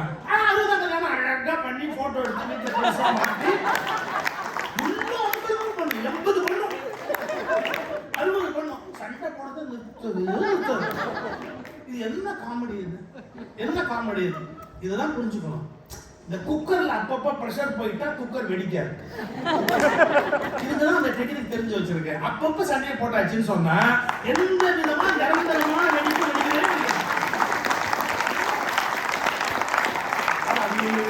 உள்ளே வச்சு ஒரு நாள் வெட்டிடுவாங்க. என்னதான் நடக்கலாம்? அப்பப்ப லேசா முடிஞ்சு போச்சு. சரி, அப்படி அவன் சொல்றாங்க காதல வாங்கி வாங்காம நம்ம அந்த பக்கம் போக வேண்டியது. அவன் சொல்றாங்க நமக்கு இப்ப காது டெம்பரவரியா கேட்கல, பெருசா எடுத்துக்கூடாது. எங்க தாத்தா பாட்டிலாம் அப்படி இருந்திருக்காங்க. எங்க பாட்டிட்டு போய் யாராவது தாத்தா அது எங்கேயாவது போயிருக்கும், அது எப்போ வந்து யாருக்கு தெரியும், அது வந்தா திங்கும். அவங்க பொறுத்த வரைக்கும் அது சீரியஸாக எடுத்துக்க மாட்டாங்க. தாத்தா என்ன திட்டினா என்னமோ கோவத்தில் வந்தா கத்து. சண்முக வேலை என் ஃப்ரெண்டு ஒருத்தர் பேசுவார் இல்லையா, அவர் சொன்னாரு ஸ்கூல்ல இருந்து வரும்போது திடீர்னு ஒய்ஃப் கத்துக்கத்தும் கத்துறாரு, இவர் அடவோட கத்துறாரு. பையன் இங்கேருந்து வந்தான், காப்பி கொண்டு போய் கொடுத்துருக்காங்க இந்த அம்மா அவருடைய மனைவி. காப்பி வகையில வச்சு நாய் குடிக்குமா, அந்த காப்பி நாய் குடிக்குமா, கத்துக்கத்தும் கத்துறாரு ஒரு கோவத்துல. பையன் வந்து கேட்டான் அம்மாட்ட, அம்மா இதே காப்பி தானே 5 நிமிஷம் முன்னாடி நான் குடிச்சேன், நாய் குடிக்குமான்னு ஒரு கேள்வி இருக்க, நீ பேசாம வேடிக்கை போகிறேன் கேளுமா அம்மாள்கிட்ட, ஏன் அந்த காப்பிக்கு என்ன குறைச்சது? அந்த அம்மா சொன்னாங்க, போட நீ போட, உனக்கு ரொம்ப தெரியுமா வருது, என்னமோ ஸ்கூல்ல ஹெட்மாஸ்டர் திட்டிருப்பாரு, நீ வந்து திட்டுறாரு, நீ விளையாடி போயிட்டா. 1 மணி நேரம் கழிச்சு வந்து பார்த்தா 2 உட்காந்து ஒன்னா டிவி பார்த்து என்ன நடந்துன்னு கேளுங்க. ஒரு 1/2 மணி நேரம் இவர் திட்டுற வரைக்கும் அப்படியே திட்டினாரு. உங்களுக்கு தெரியுமா, இங்கெல்லாம் முடியாது. இன்னும் இந்தியாவில் வந்து ஹஸ்பண்ட் வந்து இவங்க பள்ளிக்கூட்டு வந்தாரு, 45 நிமிஷம் திட்டினார்.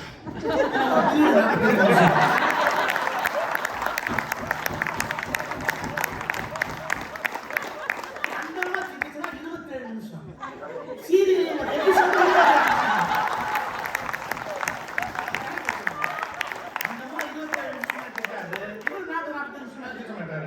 இவருடைய இயல்பு. இவர் 45 நிமிஷம் எல்லாம் முடிஞ்சதுக்கு அப்புறம் அடுத்த கிளாஸ் போனோம்ல, இவரு பேசாம அமைதியான ஒண்ணு ஒரு மாதிரி இப்படி உட்கார்ந்த உடனே அந்த அம்மா காப்பி குடிக்கிறீங்களா, அப்ப அந்த அம்மா கேக்குது, நாய் குடிக்கிற காப்பி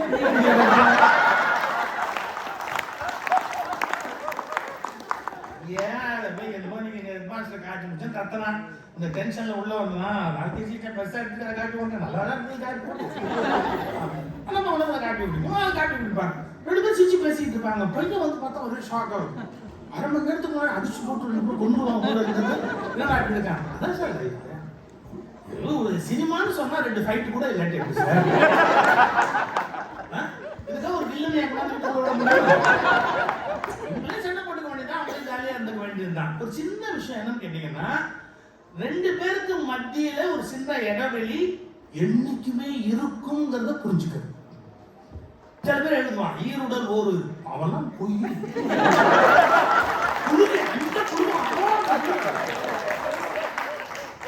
ஆமா ஊரை ஏமாத்துறதுக்குன்னே அலையிறாங்க. எந்த குடும்பத்திலையும் ஈருடல் ஓர் உயிர்ங்கிறதுக்கெல்லாம் சான்ஸே இல்லைங்கிறது தெளிவா நல்லா தெரிஞ்சுக்கணும்.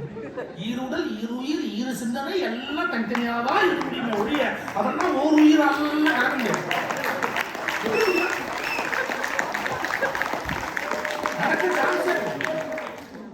இத கலீல் கிப்ரானுடைய வார்த்தையில் ஒரு வார்த்தையில் இருக்கும், அழகான வார்த்தை. Let there be a space. Let there be a space in your togetherness. Let there be a space in your togetherness. அதுக்கு என்ன பேர் தெரியுங்களா? தன்புலம்.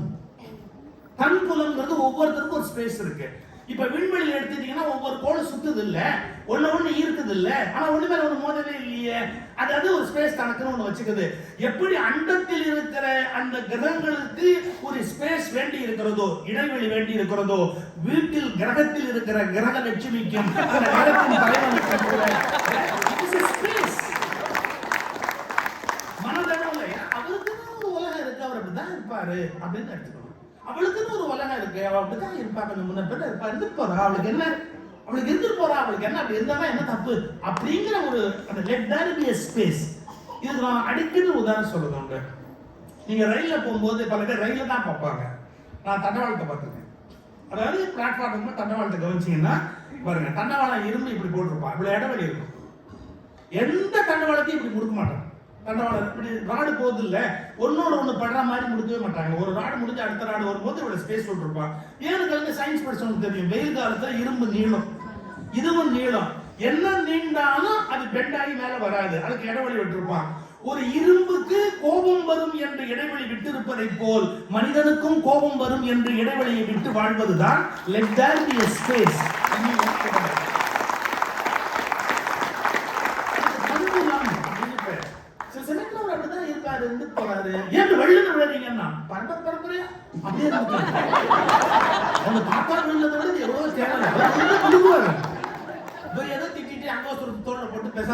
போய் ஒரு நல்ல காப்பி குடிச்சிட்டு வருவாரு. நம்ம எதுக்கு அனாவசியமா கோச்சுக்கணும், போயிட்டு. இந்த சின்ன சைக்காலஜி தெரிஞ்சுட்டா 60 இல்ல 80 இல்ல 100 வயசானாலும் குடும்பம் நடத்தி ஜெயிக்கணும். மத்தியிலும் நான் என்னுடைய சௌரியத்தை நான் பாதுகாத்துக் கொள்வேன் அப்படிங்கிற ஒரு உணர்வு இருக்கு. இப்ப நான் குடும்பத்துக்கு வேணுங்கிற ஒரு நல்ல செய்தி சொன்னேன், நாட்டுக்கு வேண்டிய ஒரு நல்ல செய்தி. நீங்க இலக்கியம் தமிழ் மன்றம், முத்தமிழ் மன்றம், சின்ன ஒரு பாரதியாருடைய பாட்டு என்ன சொல்றாரு பாரதி? வாழிய செந்தமிழ் வாழ்க நற்சமிழர் வாழிய பாரத மணித்திருநாடு அப்படின்னு ஒரு வாழ்த்து பாடுறாரு. ஏன் இத்தனை ஸ்டேஜ் சொல்லணும்? வாழிய செந்தமிழ் அப்படிங்கிறாரு, இந்த தமிழ் மொழி வாழட்டும் அப்படிங்கிறாரு, செந்தமிழ் அப்படின்னு ஒரு அடைமொழி கொடுக்குறாரு, செந்தமிழ் அவ்வளவு வாழ்த்துறாரு, வாழிய செந்தமிழ். அப்புறம் வாழ்க நற்றமிழர் நல்ல தமிழர்கள் வாழட்டும் அப்படிங்கிறார். அப்புறம் அதோட நிறுத்தாத, வாழிய பாரத மணித்திருநாடு அப்படிங்கிற இந்திய ஒருமைப்பாட்டை பேசுறார் பாரு. இது நம்ம எப்படி புரிஞ்சுக்கணும் அப்படின்னு கேட்டா, எங்களுக்கு பேச்சுலகத்துல ஒரு நல்ல வழிகாட்டி டாக்டர் அப்துல் நடராஜ், அவர் ரொம்ப அழகா உதாரணம் சொல்றார். திருவள்ளூர் பஸ்னே ஒண்ணு இருந்து தெரியுமா உங்களுக்கு? திருவள்ளூர் எக்ஸ்பிரஸ் பஸ்லாம் திருவள்ளூர் பஸ்ன்னு பேரு. அப்புறமா அவரை அந்த பேரை நான் எடுத்துட்டார், ஏன்னா திருவள்ளுவர் தெருவில் நிற்கிறார்.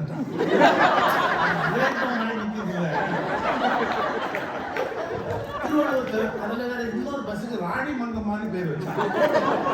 ஒரு அசிங்கமா சொல்றாரு, மங்கம்மால திருவள்ளுவர் ஃபாலோ பண்ணிட்டு அது பின்னாடியே போறான். இது எக்ஸ்பிரஸ் பேரா, அது முன்னாடி போலையா? அது என்ன இது திருவள்ளுவர் பின்னாடியே போகுது, மங்கம்மா பஸ் பின்னாடியே போயிட்டே. அதெல்லாம் எடுத்துட்டாங்க, வேண்டாம் எடுத்துட்டாங்க. இந்த மாதிரி ஒரு விரைவு பேருந்தினுடைய ஒரு ஓட்டுநரா ஒருத்தர் ஓட்டுறவரை எப்படி ஓட்டணும், அந்த ஸ்பீடுக்கு ஓட்டணும். சில பேர் ரிட்டையர்ட் ஆனதுக்கு அப்புறமும் போய் வயசு கொடுத்து உட்காந்துருப்பான். இது என்னைக்கும் உண்டு, எல்லா இடத்துலையும் உண்டு. ஒரு வயசு ரிட்டையர்மெண்ட்டுக்கு வந்திருக்காங்க, வெளியே தெரியாதபடி ஒரு 2 வருஷம் 3 வருஷம் வேலை பார்ப்பான் பழைய காலத்துல எல்லாம். அது மாதிரி ஹைகோர்ட் ஜட்ஜஸ் அப்படி இருந்திருக்காங்க. அவர் எப்படி வச்சாங்க தெரியுங்களா? ஒரு ஹைகோர்ட் ஜட்ஜ அவன் தம்பி 60ஆம் கல்யாணம் பத்திரிகை போட்டு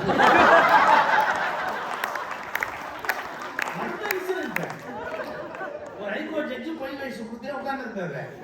அவன் தம்பி பார்த்தா எது உன்னை ஒழிக்கிறேன் அப்படின்னு அவன் 60ஆம் கல்யாணம் பத்திரிகை கொடுத்தா பாருங்க, மாட்டிக்கிட்டாரு. அது ஒரு பக்கம் அப்படியே இருக்கும். இவர் ஓட்டுறாருங்க, எப்படி ஓட்டுறாருன்னா ஜானவாசக்காரர் மாதிரி ஓட்டுறாரு. அவர் ஜானவாசக்காரர் ஓட்டியிருப்பாங்கல்ல, ஜானவாசக்காரர் மட்டும் ஓட்டவே வேணாம். இந்த பின்னாடி வர நண்டு சிந்தெல்லாம் லேசா தள்ளும், அப்படியே சாஞ்சு அதுலயே அந்த வண்டி வந்து அப்படியே போக ஆரம்பிச்சிடும். அதனுடைய அந்த வண்டி அப்படியே போயிட்டே இருக்கு. திருவிழா ஸ்லோவா ஓட்டுறாரு. இவர் ஸ்லோவா ஓட்டுற போது கண்டக்டருக்கு எரிச்சல், அது யங் பிளட். நியூ அப்பாயின்மெண்ட்டு அது எடுக்காம பாரு நல்லா அவ்வளோ தங்கம் அப்படின்னு திட்டுறாரு. இந்த கிழமெல்லாம் வந்து இன்னும் சர்வீஸில் உட்காந்துக்கிட்டு நம்மளை பாடப்பட்டாங்க பாரு அப்படி. இதை கேட்டோன்னு அந்த டிரைவருக்கு கோவம் வந்துச்சு. என்னையா குறை சொல்கிறேன் அப்படின்ட்டு ஆக்சிலேட்டர் மேலே ஏறி நின்று பிரேக்கு காலில் எடுத்துட்டு ஏறி நிற்கிறேன். இந்த வண்டி திருநெல்வேலியில் புரட்டி மெட்ராஸ் போடுற வண்டி. மதுரையில் நிறுத்தல, திருச்சியில் நிறுத்தல, விழுப்புரத்தில் நிறுத்தல, நேராக கொண்டாந்து பஸ்ஸை கொண்டாந்து மெட்ராஸில் நிறுத்திட்டு எப்படி நம்ம டிரைவர் அவன் சொன்னான், திருச்சியில் இறங்க வேண்டியப்பா குய்யோ மறைங்க இந்த ஜன்னல் கிட்ட நிற்கிறான் பாரு அவன் தொங்கிக்கிட்டு. அவன் திருச்சியில் இறங்கணும். திருச்சியில் நம்ம பஸ்ஸில் 3 டிக்கெட் ஏறணும். அது நேரம் அங்கே என்ன கால் பண்ணுறது உன் வண்டி எப்படி ஓட்டுவேன் அப்படின்னா, வண்டி ஓட்டுறதுனா எப்படி ஓட்டணும்? திருச்சியில் நிறுத்தணும், மதுரையில் நிறுத்தணும், செங்கல்பட்டில் நிறுத்தணும். எங்க பாரதியார் வண்டி ஓட்டினா இருப்பாங்க, எங்க நிறுத்தணும் அங்க நிறுத்தணும். வாழிய செந்தமிழ் கூட ஸ்டாப். தமிழ் மனிதனுக்கு தமிழ்ங்கிற மொழியை பத்தி அறிவில்லைன்னா என்னடா பிரயோஜனம்? தமிழை பத்தி தெரிஞ்சுக்க. வாழிய செந்தமிழ். அடுத்தது வாழ்க நற்றமிழர். தமிழன்னா யாரு அப்படிங்கறத புரிஞ்சுக்கோ. 2வது வாழிய நற்றமிழர். அதோட நிறுத்திடாத. தேச ஒருமைப்பாடு ரொம்ப முக்கியம். வாழிய பாரத மணித்திரு நாடு. டெஸ்டினேஷன் போய் ரீச் பண்ற போது அது இந்தியா அப்படிங்கிற டெஸ்டினேஷனை போய் ரீச் பண்ணணும். எங்க ஊர்ல 2 குரூப் இருக்குது. விழுப்புரத்திலே வண்டி நிறுத்தும். இது செந்தமிழ் தமிழர், தமிழர் தமிழ், தமிழ் தமிழர். இன்னொன்னு இருக்குது எப்படின்னு கேட்டா நேரா வந்தே பாரத்.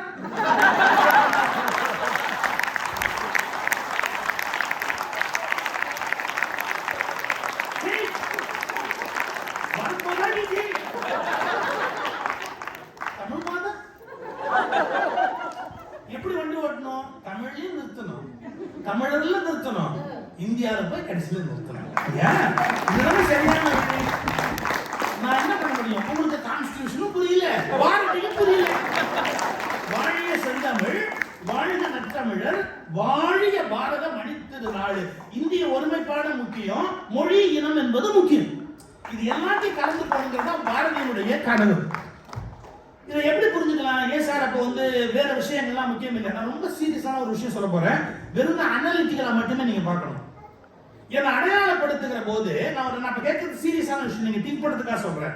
நாட்டுப்பற்று என்பது ரொம்ப முக்கியம். ஆனா நீங்க நாட்டுப்பற்றுனா என்னன்னு புரிஞ்சுக்கணும். எமோஷனலா யாரோ ஒரு கோஷம் போட்டா அது நாட்டுப்பற்று ஆகாது. 2 நாட்டு குடியுரிமை பெற்றவர்களுக்கு எந்த நாட்டு மேல பற்று இருக்கு? நான் கேட்கிறேன். அந்த 2 நாட்டுக்குமே சண்டை வந்து ஒரு சண்டையில இந்த நாடு ஒன்று ஆதரிக்குது, அந்த நாடு ஒன்று ஆதரிக்குதுன்னா 2 நாட்டு குடியுரிமை பெற்றவனுடைய மனோநிலை என்ன? குடியுரிமை மாற முடியுமா முடியாத? ஒரு நாட்டில இருந்து மாற முடியும். நல்லா புரிஞ்சுக்கணும். நீங்க எவையெல்லாம் மாறக்கூடியவையோ அவை எப்படி நிரந்தரமானவை என்று சொல்ல முடியும்?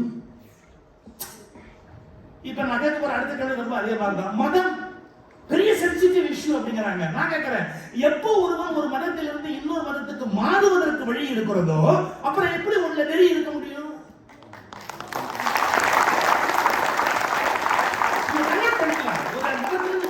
மாறிக்கலாம். அது நிரந்தரமானதல்ல. இப்ப சொல்றேன், எது நிரந்தரமானதோ அதுதான் நம்மிடத்தில் மிகப்பெரிய ஆளுமையை செலுத்த முடியும். எது மாறிக்கொள்ளக்கூடியதோ அது ஒரு தற்காலிக ஆளுமை மட்டும்தான் செலுத்த முடியும். இந்த கிளாரிட்டியோட நாட்டுப்பற்று இருக்கணும், மதப்பற்று இருக்கணும். ஆனா மொழிப்பற்று, இனப்பற்று, மனித குலத்தின் மீதான பற்று அழியவே கூடாது. மனித குலத்தின் மீதான பற்று அழியவே கூடாது. அது இன்னும் வள்ளலார் மொழியில சொன்னா மனித குலம் அல்ல, உயிர்குலத்தின் மீதான பற்று. ஆன்மநேய ஒருமைப்பாடுங்கிறார். என்ன? எல்லா உயிர்குலத்துக்கும் இரக்கம் காட்டு, உயிர்குலம் முழுமைக்கும் அன்பு காட்டு, உயிர்களை நேசிக்க பழகு அப்படிங்கிறார் Vallalar. That is important sir. ஒரு சூஃபி கதை. ஒரு சின்ன குடிசை, ஒரு சூஃபி ஞானி இருக்கார். அந்த இடத்துக்குள்ள உட்காந்துருக்காரு. மழை பெய்யுது. மழை பெஞ்சு ஒழுக ஆரம்பிச்ச உடனே மழை அப்படியே கூரையில ஒழுகுது. யாரோ கதவு தட்டுறாங்க. இவர் உட்கார்ந்து ஒரு மனைவிட்டு சொல்றாரு, கதவு தரமா யாரோ மழையில் நனைகிறாங்க. அந்த அம்மா சொல்றா, நம்ம 2 பேருக்கே இங்க இடம் இல்லை, இன்னொருத்தர் வேற எப்படி உள்ள விட்டுட்டேன்னு. இல்லம்மா, மழை கடுமையா இருக்கு வெளியில, கொஞ்சம் திறந்து விடு, கதவை திறந்து விடு அப்படி. யாரோ ஒருத்தர் குரல் நடுங்கிட்டு உள்ள வரான். நண்பரே வாருங்கள் பாருங்க, அந்த இடத்துக்குள்ள எப்படி முடியுமோ இருங்க அப்படி. அந்த மனைவிக்கு கோவம் வரும். கொஞ்சம் கூட நடுங்கி இங்கிதமே தெரியல, யாரோ ஒருத்தர் வீட்டுக்குள்ள விட்டுக்கிட்டு அப்படியே புலம்பிக்கிட்டு இருக்கிறார். ஒரு அரை மணி நேரம் கழிச்சு இன்னொருத்த கதவு தட்டான், குடிசை கதவு. இவர் சொல்றாரு, கதவு தட்டுப்பா, யாரோ மழையில் நினைக்கிறாங்க. முதல்ல நனைஞ்சுக்கிட்டு வந்தான் பாருங்க, அவன் சொல்றான், இடம் இல்லை, எப்படி அவன் உள்ள விடுறது? இதான் சார் மனுஷன். நாம் அப்படி அனாதையா இருந்தோம் என்ற அறிவு இவர்களுக்கு இருப்பதே இல்லை. அடுத்தவர் துக்கத்தை பற்றிய கவலை இவர்களுக்கு வருவது. யாரோ ஒருவர் நம் மீது இரக்கம் காட்டியதால் தான் நமக்கு இந்த இடம் கிடைத்தது என்ற நன்றியும் இருப்பது. அதற்கு உள்ள முடியும். இந்த இடத்துக்குள்ள அவனே உள்ள விட்டு கஷ்டப்பட, நண்பரே, உமக்கு எப்படி இங்க இடம் கிடைத்ததோ அப்படி ஒரு இடத்தை ஆண்டவர் அவருக்கு கொடுப்பார். தப்பு அவன் உள்ள வந்துட்டான் சார். இது நடந்துகிட்டே இருக்கும்போது சார், அப்படி உள்ள அவங்க வந்து உட்கார்ந்து எல்லாம் வரும்போது ஒரு கழுதை வந்து கதவை தட்டுது மழையில. இவர் சொல்றாரு, யாரோ நண்பர் கதவை திறக்கிறார். அவர் கழுதை பக்கத்து ஓரம் உட்காந்து அப்படி எரிச்சா திறந்து பார்த்து, கழுதை, அவரும் நான் நண்பர் தான், உள்ளே வந்துட்டோம். இவர் 2 பேரும் கடுப்பாயிட்டான், பயங்கர கடுப்பாயிட்டான். நம்மளால மனுஷன் 2 பேரும் ஏதோ அட்ஜஸ்ட் பண்ணிருந்தோம், கழுதையை உள்ள விட்டா எப்படி அங்க உள்ள உட்கார்ந்து இருக்கிறது அப்படி ஒய்ஃப் சொன்னா. நான் தான் திருப்பி சொல்றேன், எனக்கு புரிய மாட்டேங்குது. எப்படி உள்ள விட முடியும் கழுதைகள் எல்லாம், கழுதைங்களை எல்லாம் குளத்துல கத்துறாங்க. இவர் சொன்னாரு, மழை என்பது கழுதைக்கும் மனிதனுக்கும் பொதுவானது, குளிர் என்பதும் நடுக்கம் என்பதும் விலங்குக்கும் மனிதனுக்கும் பொதுவானது. நண்பரே, நாம் எப்படி இங்கே பொறுத்து கொண்டோமோ அப்படி அதையும் உள்ளே அனுமதிப்புதான் சரியாக இருக்கும். அவருக்கு கதவை திறந்து விடுங்கள். எப்படி? அவருக்கு கதவை திறந்து விடுங்கள் அப்படின்னா நீ தெரிஞ்சுக்கங்க. மிக உயர்ந்த மனிதர்கள் விலங்குகளை கூட மனிதனை போல் மதிப்பார்கள். மிக தாழ்ந்த மனிதர்கள் மனிதர்களை கூட விலங்குகள் போல் நடத்துவார்.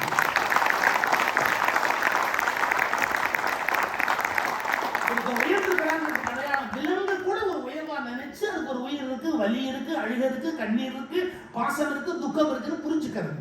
அவருக்கு கதவை திறந்து விடுங்கன்னா 3 பேரும் முடியாதுட்டான். 3 பேர் சேர்ந்து அதெல்லாம் முடியவே முடியாது.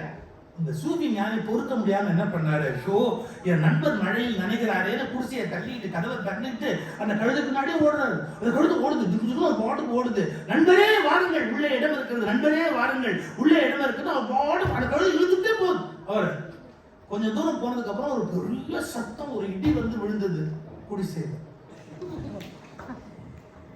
அந்த கழுதை சொல்லுச்சு, அன்பில்லாதவர்கள் சாவதற்கு உரிமை உண்டு, நீ அன்புள்ளவன், உன்னை காப்பாற்றத்தான் நான் இங்கே அழைத்து வந்தேன்.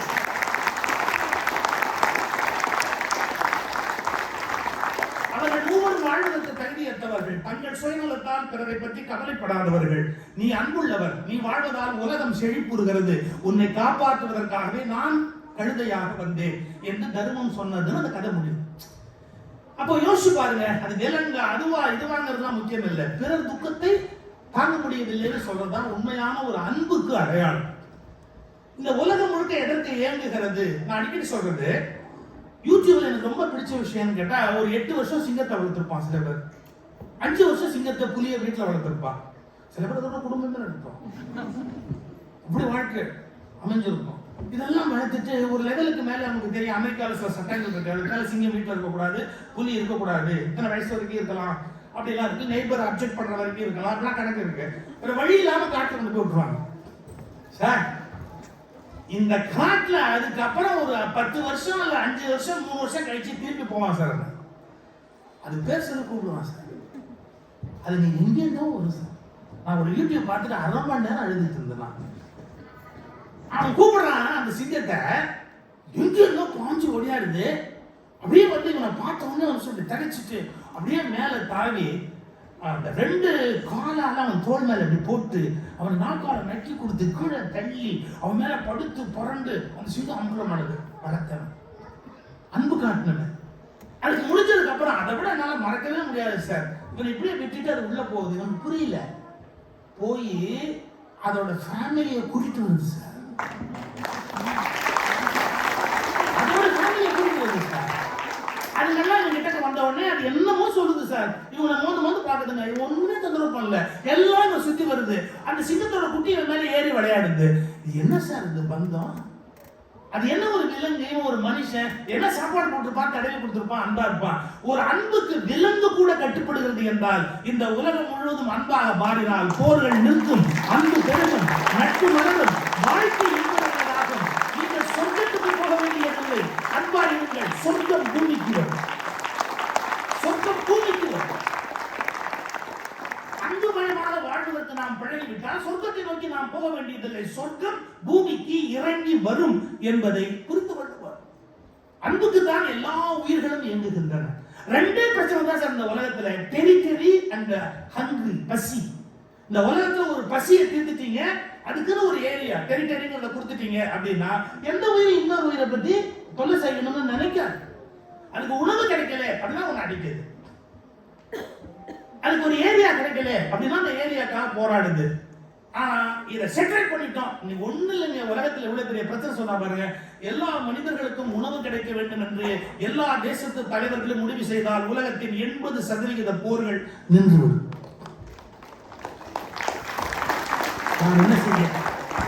நான் என்ன செய்ய? உலகத்தின் பெருவாரியான அரசு தலைவர்களுக்கு போதுமான மனநலம் இல்ல, மனநலம் பாதிக்கப்பட்டவர்களாக இருக்கிறார்கள். கொடுமையா அந்த கொடுமையினுடைய விளைவு தான் இன்னைக்கு உலகம் நரகமா சந்திச்சுட்டு இருக்கு. ஒருத்தர் சந்திக்கிறதுக்கு காரணமாவே இருக்கு. இவைகளெல்லாம் மாற்றி அமைக்க வேண்டும் அப்படின்னா அன்புதான் இலக்கியங்கள் உலகத்தில் மனித குலத்துக்கு சொல்லுகிற செய்தி. அந்த ஒன்றை நாம செலுத்த தொடங்கிட்டோம்னா எத்தனையோ விதமான தன்மைகளை நம்மாலே மாற்றிவிடும். பேரண்டிங் ரொம்ப அழகா சொன்னாங்க. நம்ம குழந்தைங்களை எப்படி வளர்க்கணும் அப்படிங்கிறத ரொம்ப அழகா சொன்னாங்க. நான் வேற ஒரு குணத்தை சொல்றது எப்படின்னு கேட்டா, நாம குழந்தைங்களுக்கு செய்ய வேண்டிய கடமைகள் என்னென்ன அதை செய்யணும். அவங்க நமக்கு எந்த விதமான கடமையை திருப்பி செய்யணுங்கிற எதிர்பார்ப்பு இருக்க முடியாது, இருக்கக்கூடாது. ஒருவேளை நம்ம நினைக்கிற மாதிரி நம்ம பிள்ளைங்க நடக்கணும் அப்படின்னா ஒரு நாள் நடக்கும். குற்றால அருவி அப்படியே ரிவர்ஸ்ல மேல போய் மறுபடியும் ஆகாயத்துக்கு மழையே போய் அப்படியே வானத்துக்கு போச்சுன்னா அன்னைக்கு நம்ம பிள்ளைங்க நம்ம சொல்றத கண்டிப்பா அது வரைக்கும் நமக்கு பொறுமை இருக்கும். இது நடந்தா அன்னைக்கு பாருங்க பிள்ளைங்க சொன்னதை கேட்பாங்க. அது வரைக்கும் நடக்காது. அப்ப நம்ம தெளிவா புரிஞ்சுக்க வேண்டியதுதானே. அதுதான் அவன் கலீல் கிப்ரான் சொல்றான், குழந்தைகள் நமக்காக வந்தவர்கள் இல்லை, நம் மூலமாக வந்தவர்கள். நம்ம மூலமா வந்திருக்கிறாங்க, அவங்க நமக்காக வரல. இந்த ஒரு உணர்வை நம்ம உள்வாங்கிட்டோம் அப்படின்னு சொன்னா அந்த குழந்தைகள் இந்த ஹெலிகாப்டர் பேரண்டிங் சுத்தி சுத்தி வந்து என்ன பார்த்தாலும் நம்மளுடைய அபிப்பிராயம் எப்படி அப்படின்னு என்னால என்ன முடியுமோ உனக்கு செய்யறேன். நீ நல்லா உன்னுடைய அறிவை வளர்த்துக்கோ, நல்ல நேரவா, என்ன சப்போர்ட் பண்ண முடியுமோ நான் பண்றேன், அதோட என் கடமை முடிஞ்சு போச்சு. திரும்பி நான் வந்து சில பேர் சொல்லுவாங்க, நான் வளர்த்தேன், அவன் பையன் என்னை கவனிக்கவே இல்லை, அவனுக்கும் ஒரு கடமை இல்லையா? பிள்ளைகள் உங்களுக்குரிய கடமை அடைப்பார்கள், ஆனால் உங்களிடம் அல்ல, அவர்கள் பிள்ளையிடம் அடைப்பார்கள். அவங்க பிள்ளைக்கு அதை செஞ்சு நீங்க சைக்கிள் வாங்கி கொடுத்தீங்கன்னா அவங்க கார் வாங்கி கொடுப்பாங்க, வெட்டி அந்த கடமை வெட்டி போட்டு கொடுப்பாங்க, அவங்க பிள்ளைக்கு கொடுப்பாங்க, உங்களுக்கு கொடுக்க மாட்டாங்க. இந்த ஒரு சின்ன விஷயத்தை புரிஞ்சுக்கணும். அடுத்த தலைமுறைக்கு தான் அவங்க கடனை அடிச்சுக்கிட்டே போவாங்களே ஒழிய பழைய தலைமுறைக்கு திருப்பி எப்படி செலுத்துவாங்க? இந்த ஒரு உணர்வு, ஒரு புரிதல், அறிவு மேலேருந்து விழுற மாதிரி இப்படியே ஓடிக்கிட்டே தான் இருக்குமே ஒழிய ரிவர்ஸ்ல மேலே ஏறாது. ஸோ என் பிள்ளைங்க பார்க்கல அந்த மாதிரி எந்த விதமான வருத்தமும் இல்லாதபடி வாழ்க்கையை கொண்டு போக வேண்டியது நம்முடைய மிகப்பெரிய கடமை. நிறைய சொல்லலாம், சொல்லிக்கொண்டே போகலாம். நம்ம ஒன்றே ஒரு சொல்லி நான் நிறுத்திடுறேன். நம்ம நம்பிக்கைகளின் அடிப்படையில் உயிர் வாழ்றோம், சிந்திக்க மறுக்கிறோம். கொஞ்சம் கஷ்டமான வார்த்தை தான், ஆனால் அதுக்கு தைரியத்தை நம்ம வரவழைச்சு ஏற்றுக்கணும். எல்லாமே உலகத்தில் மறு பரிசீலனைக்கு உரியவை. எல்லாமே இந்த உலகத்தில் மறு பரிசீலனைக்கு உரியவை. நம்முடைய நீண்ட கால நம்பிக்கைகள், நீண்ட கால சிந்தனைகள், மிக நீண்ட கால கருத்துக்கள், இவைகள் கூட மறு பரிசீலனைக்கு உரியவை. ஓஷோ அவர் சொன்னதை அவரை பின்னாடி மறுத்து பேசுவார் திடீர்னு. அப்போ ஒரு நிருபர் கேட்கிறார், are you not contradicting yourself? Are you not contradicting? அவர் சொன்னார், yes, I am contradicting myself. Are you not ashamed of this? No. Why you are contradicting yourself? Because I am alive. உயிரோடு இருப்பவர்கள் தன்னிலிருந்து தான் முரண்படுவது தவிர்க்க முடியாது. உயிரற்ற பிணங்கள் தான் தன்னிலிருந்து தான் முரண்படாமலேயே இந்த உலகத்தில் இருக்க முடியும். சார் ஒரு தடவை எங்க வீட்டுல என் குழந்தைய நான் சத்தம் போட்டு ஒரு வார்த்தை சொன்னேன், லட்சக்கணக்கில் அந்த வீட்டுல எதுவும் பேனா அங்க கொண்டு போய் வச்சுக்கிறீங்க, இதை கொண்டு போய் வச்சுக்கிறீங்க, என்னால ரொம்ப கஷ்டமா இருக்கு. என் சின்ன பொண்ணு ஒரு கேள்வி கேட்டா, இப்ப மியூசியம்னு ஒண்ணு இருக்கு, ஜூன்னு ஒண்ணு இருக்கு, என்ன நானே கோவத்துல இருக்கேன், என்ன வந்து கதை வைக்கிறேன். மியூசியம்க்கு ஜூருக்கு பார்த்துக்கிட்டா என்ன, ஜூவில் மிருகங்கள் அலைஞ்சிக்கிட்டே இருக்கும், தாவிக்கிட்டே இருக்கும். மியூசியத்தில் வச்ச இடத்துல இருக்கும். நம்ம வீடு மியூசியமா அதெல்லாம் உயிரோடு இருக்கோம்ல. பார்க்கணும் இப்படி தான் முன்ன பேர் இருப்போம். இன்னும் மியூசியத்து மாதிரி வச்ச இடத்துல இல்லைன்னு கோச்சுக்கிறீங்கன்னா அண்ணனோட அந்த கேள்வி நம்ம கேட்கக்கூடாது. ஏன் கேட்கக்கூடாது சார்? அவங்க உயிர் உள்ளவர்கள், நிறைய மாறிக்கிட்டே தான் இருக்கும், பல விஷயம் மாறிக்கிட்டே இருக்கும். இதை கேட்பாங்க, அப்புறம் அது வாங்கப்பா அப்படிம்பாங்க. ரைட், மாறுவது என்பது மனித குலத்தினுடைய பிறப்புரிமை. நான் நேற்றுக்கு அப்படி சொன்னேனே அப்படின்னா, இன்னைக்கு மாறுவது எனக்கு உரிமை. அது வந்து பர்பஸா இருக்கக்கூடாது, துரோகமா இருக்கக்கூடாது, வஞ்சனையா இருக்கக்கூடாது, திருட்டுத்தனமா இருக்கக்கூடாது, அடுத்தவங்க கூலி வாங்கிட்டு இருக்கக்கூடாது. இயல்பான அந்த மாற்றம் சரியான ஒரு பாதையை நோக்கி போய்கொண்டே இருக்கவர். அதனால வள்ளலார் 5 திருமணம் வைக்க கான்செப்டே வேற சார். 6ஆம் திருமணம் முழுக்க வேற சார்.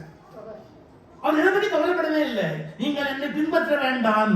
ஏன்? நான் போன வழியிலேயே போக வேண்டும் என்ற கட்டளம் இல்லை. நான் போதுமான அறிவற்றவனாய் இருந்த காலம். யாராவது எழுதுவாங்க, நான் போதுமான அறிவற்றவனாக இருந்த காலம் அது. எனவே அதை யாரும் பின்பற்றிக் கொண்டு என்னை நீங்க பின்பற்றுவதாக நினைக்க வேண்டாம். இதுதான் என்னுடைய ஃபைனல் வெர்டிக்ட் அப்படின்னு சொல்றாரு. சோ நாமளே சில மாற்றங்களை கொண்டு வருவதை பற்றி தயங்கக்கூடாது. இப்படி சொல்லி முடிச்சிடுறேன். புரட்சிக்கும் மாற்றத்துக்கு என்ன வித்தியாசம் தெரியுமா? புரட்சிக்கு ஒரு மாற்றம் என்பது மேலிருந்து கீழ் நோக்கி நடந்து கொண்டே வந்தால் அது சரியான மாற்றமாக இருக்கும். புரட்சி என்பது கீழிருந்து மேல் நோக்கி வெடித்துக் கொண்டு போகும். கீழே இருக்கவன் அப்படியே ரிவோல்ட் ஆகி ஆரம்பிச்சான்னா எதை என்ன பண்ணுவான்னு தெரியாது. எனவே தலைவர்கள் தன்னை மாற்றிக்கொண்டால் மக்கள் தன்னை மாற்றிக் கொள்வார்கள். பெற்றவர்கள் தங்களை மாற்றிக்கொண்டால் பிள்ளைகள் தங்களை மாற்றிக்கொள்வார்கள்.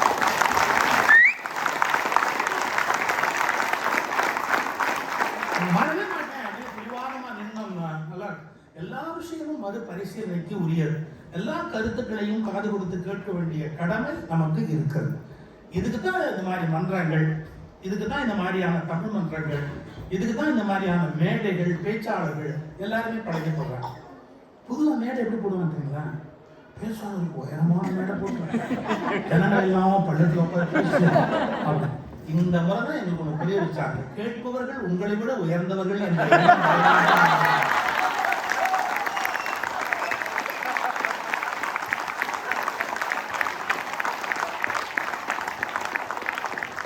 அகம்பாரத்தில் ஒரு பெரிய கேட்கிறவர்கள் பெருந்தன்மையால் கேட்டுக்கொண்டிருக்கிறார்கள். ஆனால் கேட்பவர்கள் உங்களை விட உயர்ந்தவர்கள், சிந்தனையாளனை விட அவனது ரசிகர்கள் உயர்வானவர்கள் என்று புரிய வைத்த இந்த தமிழ் மன்றத்துக்கு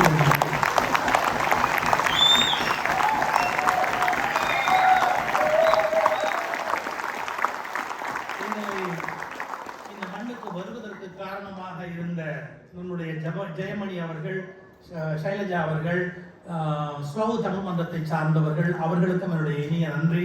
இங்கே வந்து கேட்டு இன்புற்ற உங்களுக்கு இன்புற்றன்னு நம்புறேன்.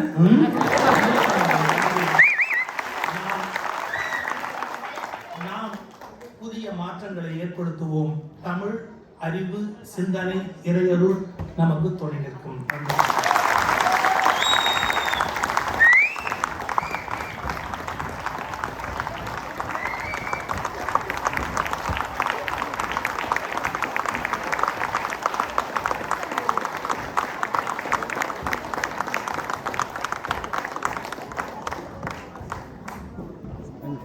எவ்வளவு ஆழமான கருத்துக்கள்!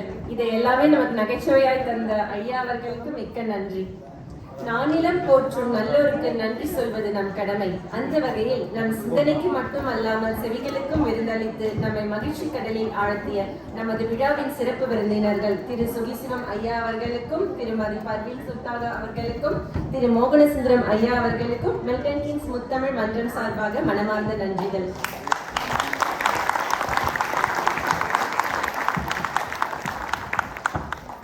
இத்தகைய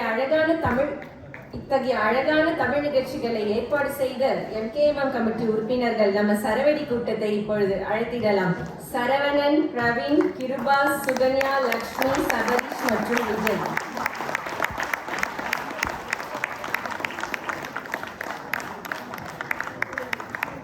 உங்கள் அனைவருக்கும் தமிழ் மக்கள் சார்பாக நன்றிகள் கலந்த பாராட்டுகள். இத்தகைய நிகழ்வுகள் தொடரட்டும். அடுத்த தலைமுறைக்கு தமிழை கொண்டு சேர்ப்போம்.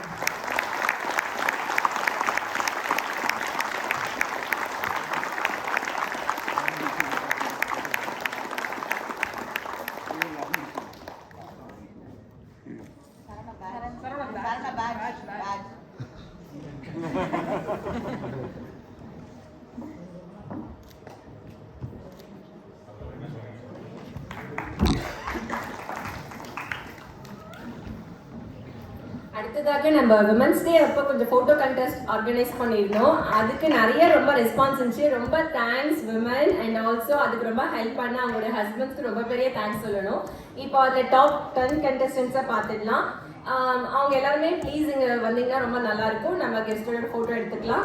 வலர், Meena, Preethi, Rosy, Manjula, Uma and Lavanya, Deborah, Sangeetha, Shanthi and Madhu. மறுபடியும் சொல்றேன், வலர், மீனா, பிரீத்தி, ரோசி, மஞ்சுளா, உமா, லாவண்யா, டெபோரா, சங்கீதா, சாந்தி. மகளிர் எல்லாம் வராங்க. நீங்க என்ன ஆண்கள் சும்மா உட்கார்ந்துட்டு இருக்கீங்க? இன்னும் நல்லா கை தட்டலாமே.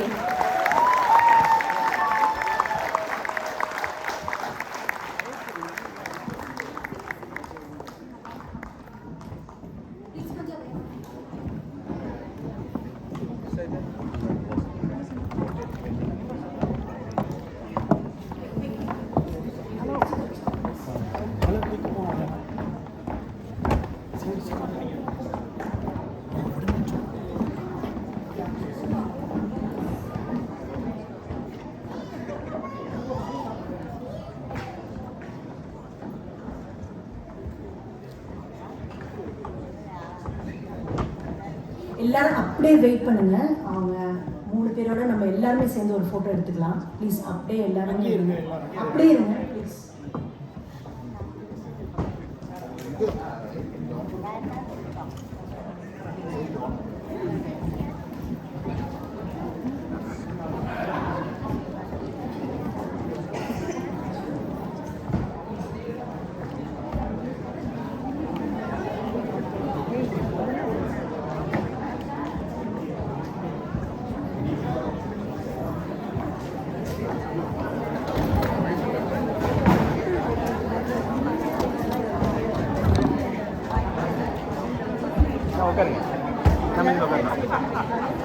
சென்டரில் போடுங்க. அவங்க மறைக்காது, யாரையுமே மறைக்காது. யாரையுமே மறைக்காது.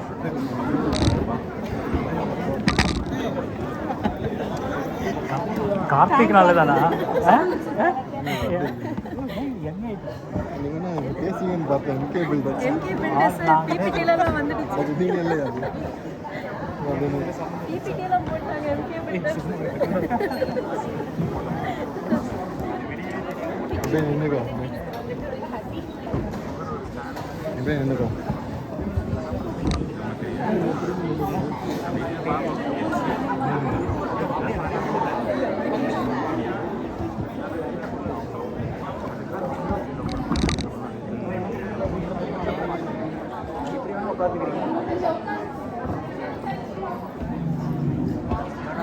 எங்கே உட்காரு?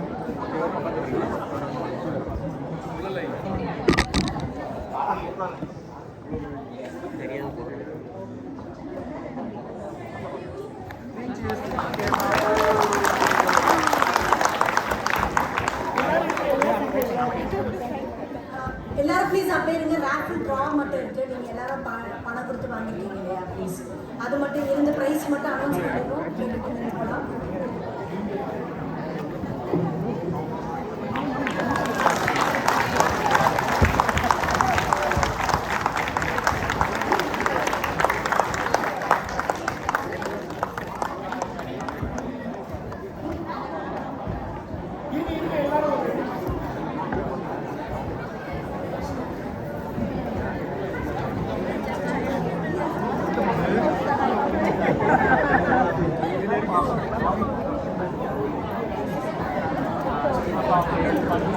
ப்ளீஸ் எல்லாரும் அப்படியே இருங்க. ப்ளீஸ் உங்களுக்கு ரேஃபிள் டிக்கெட் ப்ரைஸஸ் தெரிஞ்சுக்க வேண்டாமா? எல்லாம் வணக்கத்து வாங்க ப்ளீஸ். இதோ இப்போ எடுக்க போகிறோம். ப்ளீஸ் இந்த பக்கம் என்ட்ரன்ஸை யாரும் யூஸ் பண்ணாதீங்க. ப்ளீஸ் பேக் சைடு என்ட்ரன்ஸை யூஸ் பண்ணுங்க. பட் வெளியே ஆக்சுவலாக உங்களுக்கு டேக்அவே ஃபுட் இருக்குது. வேணும்னா எல்லாரும் ப்ளீஸ் வாங்கிக்கோங்க. உங்களுக்காக அவங்க ரெடியாக சுட சுட வச்சுருக்காங்க.